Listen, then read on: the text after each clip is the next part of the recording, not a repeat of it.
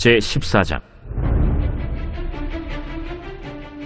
당시에 시날왕 아므라벨과 엘라살왕 아리옥과 엘람왕 그돌라오멜과 고임왕 디다리, 소돔왕 베라와 고모라왕 비르사와 아드마왕 시납과 스보임왕 세메벨과 벨라 곧 소알왕과 싸우니라. 이들이 다 시딤 골짜기 곧 지금의 염해에 모였더라. 이들이 12년 동안 그돌라오멜을 섬기다가 제13년에 배반한지라. 제14년에 그돌라오멜과 그와 함께 한 왕들이 나와서 아스드롯 가르나임에서 르바 족속을, 함에서 수스 족속을, 사웨 기랴다임에서 엠 족속을 치고 호리 족속을 그 산 세일에서 쳐서 광야 근방 엘바란까지 이르렀으며, 그들이 돌이켜 엔미스밭 곧 가데스에 이르러 아말렉 족속의 온 땅과 하사손다말에 사는 아모리 족속을 친지라. 소돔 왕과 고모라 왕과 아드마 왕과 스보임 왕과 벨라 곧 소알 왕이 나와서 시딤 골짜기에서 그들과 전쟁을 하기 위하여 진을 쳤더니, 엘람 왕 그돌라오멜과 고임 왕 디달과 시날 왕 아므라벨과 엘라살 왕 아리옥 네 왕이 곧 그 5왕과 맞서니라. 시딤 골짜기에는 역청구덩이가 많은지라 소돔 왕과 고모라 왕이 달아날 때 그들이 거기 빠지고 그 나머지는 산으로 도망하매, 네 왕이 소돔과 고모라의 모든 재물과 양식을 빼앗아가고 소돔에 거주하는 아브람의 조카 롯도 사로잡고 그 재물까지 노략하여 갔더라. 도망한 자가 와서 히브리 사람 아브람에게 알리니, 그때 아브람이 아모리 족속 마므레의 상수리 숲을 근처에 거주하였더라. 마므레는 에스골의 형제요 또 아넬의 형제라. 이들은 아브람과 동맹한 사람들이더라. 아브람이 그의 조카가 사로잡혔음을 듣고 집에서 길리고 훈련된 자 318명을 거느리고 단까지 쫓아가서 그와 그의 가신들이 나뉘어 밤에 그들을 쳐부수고 다메섹 왼편 호바까지 쫓아가 모든 빼앗겼던 재물과 자기의 조카 롯과 그의 재물과 또 부녀와 친척을 다 찾아왔더라. 아브람이 그돌라오멜과 그와 함께한 왕들을 쳐부수고 돌아올 때 소돔 왕이 사회 골짜기 곧 왕의 골짜기로 나와 그를 영접하였고, 살렘 왕 멜기세덱이 떡과 포도주를 가지고 나왔으니 그는 지극히 높으신 하나님의 제사장이었더라. 그가 아브람에게 축복하여 이르되, 천지의 주제이시오 지극히 높으신 하나님이여, 아브라함에게 복을 주옵소서. 너희 대적을 내 손에 붙이신 지극히 높으신 하나님을 찬송할지로다. 아브람이 그 얻은 것에서 10분의 1을 멜기세덱에게 주었더라. 소돔 왕이 아브람에게 이르되, 사람은 내게 보내고 물품은 내가 가지라. 아브람이 소돔 왕에게 이르되, 천지의 주제이시오 지극히 높으신 하나님 여호와께 내가 손을 들어 맹세하노니, 내 말이 내가 아브라함으로 치부하게 하였다 할까 하여 네게 속한 것은 실 한 오락이나 들매끈 한 가닥도 내가 가지지 아니하리라. 오직 젊은이들이 먹은 것과 나와 동행한 아넬과 에스골과 마므레의 분깃을 제할지니 그들이 그 분깃을 가질 것이니라.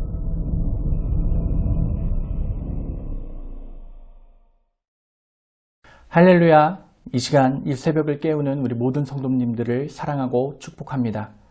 오늘 이 시간 주님 주시는 말씀을 통하여 다시 한 번 더 우리의 믿음이, 삶이 회복되어지기를 주의 이름으로 소망합니다.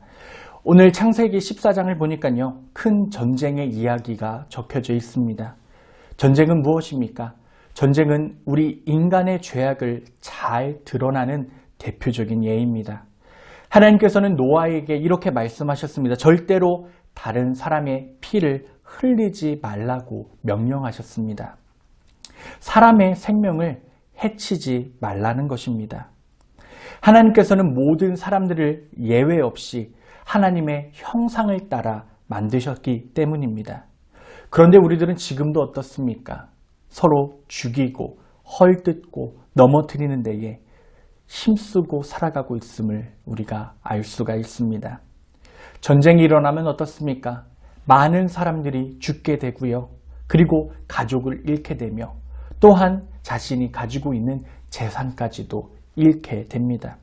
지도자들의 유익이 된다면, 그의 이름을 세상에 떨칠 수만 있다면 사람들 몇백, 몇천, 몇백만이 죽어도 괜찮다는 것입니다.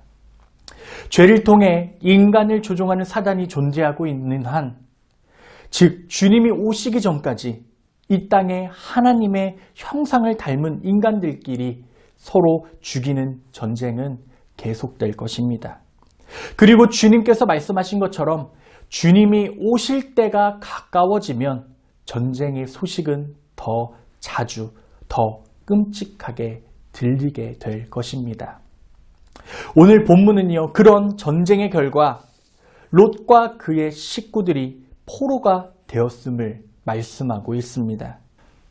하나님께서는요, 이 사건을 통해 경고하고 계십니다. 죄악 많은 세상에서 떠나가라고 하시는 것입니다.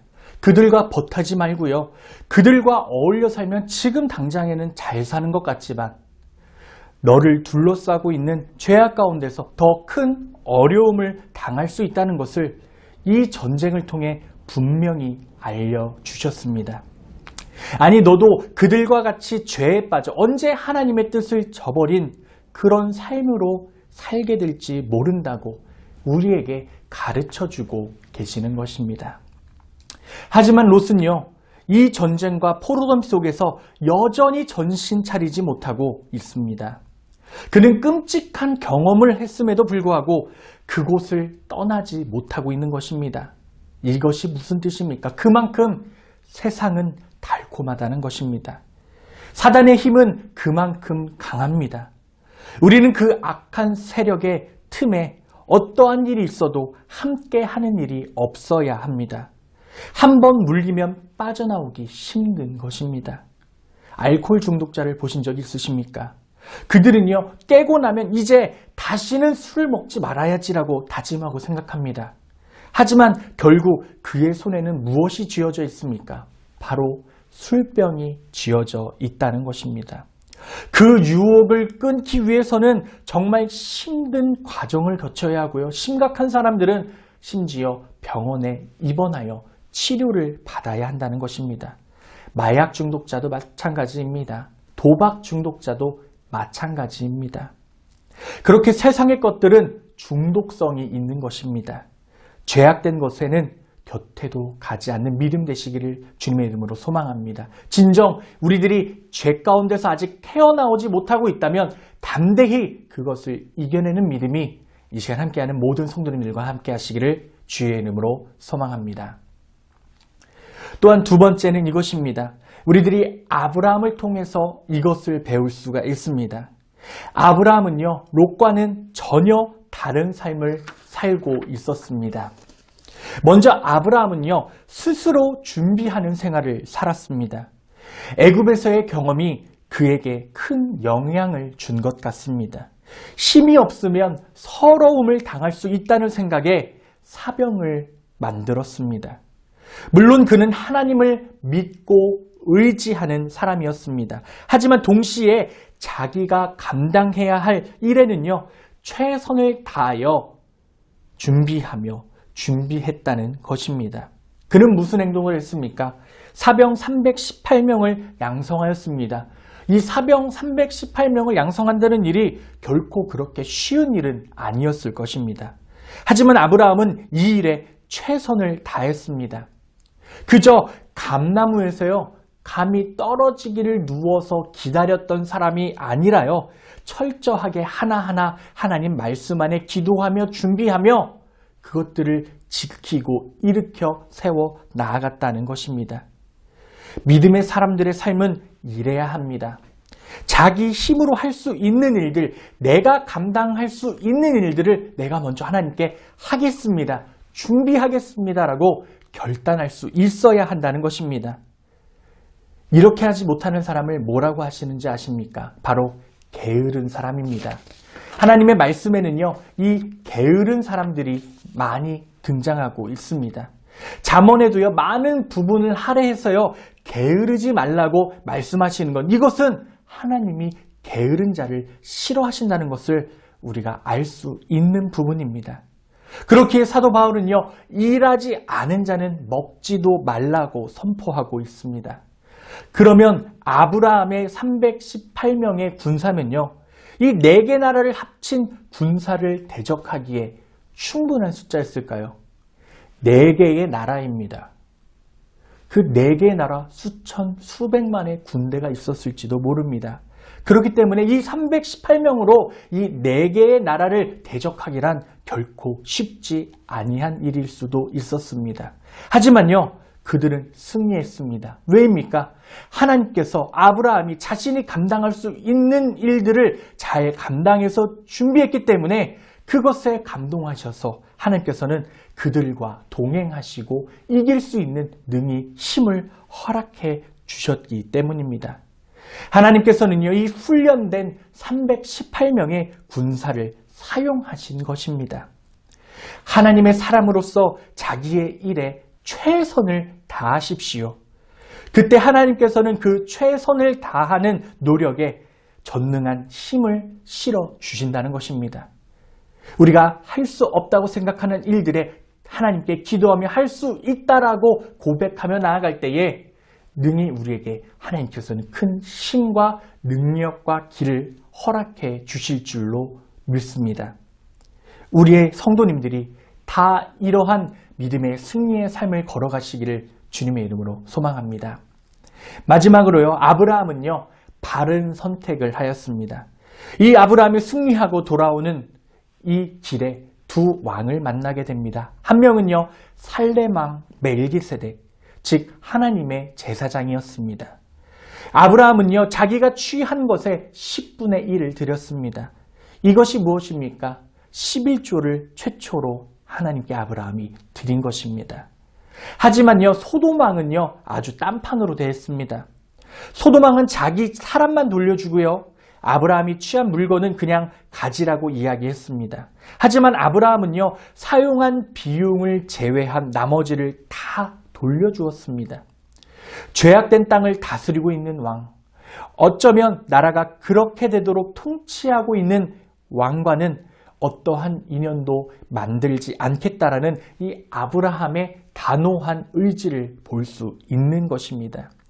그렇게 아브라함은요, 하나님의 제사장과는요, 가까이 하고요, 세상을 대표하는 소돔 왕을 멀리하는 이 아브라함의 선택은 참 잘한 것입니다. 반면에 조카 롯은 어떻습니까? 아브라함과는 전혀 다른 선택을 하며 살아가고 있기에 그 어려움과 고난을 당하게 된 것입니다. 신앙은 무엇입니까? 신앙은 바로 선택입니다. 우리는 오늘도 수많은 선택의 기로에 살아가고 있습니다. 그때에 우리 만숙의 모든 성도님들은 하나님을 선택하는 은혜가 있기를 소망합니다. 아브라함은 선택을 잘함으로 하나님의 제사장 살렘 왕으로부터 넘치는 축복을 받고 있습니다. 우리도 잘된 선택 속에서 하나님의 복을 누리며 살아가시길 주님의 이름으로 소망합니다. 우리들은 진정 이 땅 가운데 있는 달콤함의 선택에 빠져 살아가는 것이 아니라 하나님이 주신 복음과 말씀에 순종하여 언제나 어디서나 그 은혜로 승리하시는 우리 믿음의 만숙의 모든 성도님들 되시기를 주님의 이름으로 소망합니다. 기도하겠습니다. 사랑의 주님, 오늘도 우리는 주님이 주시는 선택 가운데 살아가고 있습니다. 수많은 전쟁 속에서 우리들 쓰러지며 눈물을 흘리며 넘어질 때가 많이 있음을 고백합니다. 이 전쟁의 모든 것, 승리자이신 하나님의 이름을 우리들 믿으며 살게 하여 주시옵고, 특별히 코로나 바이러스로 인하여서 많은 어려움을 당하고 있는 우리 만숙의 성도님들의 가정, 회사, 일터마다 하나님의 넘치는 축복과 은혜가 나타날 수 있도록 주여 동행하시고 인도하여 주시옵소서. 오늘 하루도 주님의 말씀을 붙들고 살아가기를 원합니다. 주님, 우리에게 큰 힘을 주시고 주님의 뜻을 따라 살아가게 하여 주시옵소서. 함께 하신 주님의 이름을 찬양하며 예수님의 이름으로 기도합니다. 아멘. 하늘에 계신 우리 아버지여, 이름이 거룩히 여김을 받으시오며 나라에 임하옵시며 뜻이 하늘에서 이룬 것 같이 땅에서도 이루어지이다. 오늘날 우리에게 일용할 양식을 주옵시고 우리가 우리에게 죄 지은 자를 사하여 준 것 같이 우리 죄를 사하여 주옵시고 우리를 시험에 들게 하지 마옵시고 다만 악에서 구하옵소서. 대개 나라와 권세와 영광이 아버지께 영원히 있사옵나이다. 아멘. 우리 시간 함께 결단하기를 소망합니다. 먼저 결단하기 원하는 것, 주님 어떠한 상황 속에서도 말씀처럼 아브라함처럼 주님의 복을 선택하는, 주님의 길을 선택하는 게으른 종이 아니라 부지런한 종으로서 주님께 쓰임받는 자녀 되게 해달라고 함께 기도하시며, 특별히 이 나라가 코로나 바이러스로 많은 어려움을 당하고 있습니다. 주님, 바이러스 빨리 사라지게 하여 주시고 치유하게 하여 주셔서 우리들 예배가 회복되어지고 이 나라와 이 땅의 소망이 회복되어질 수 있게 해달라고 우리 시간 주여 한번 간절히 치고 함께 기도하겠습니다. 주여,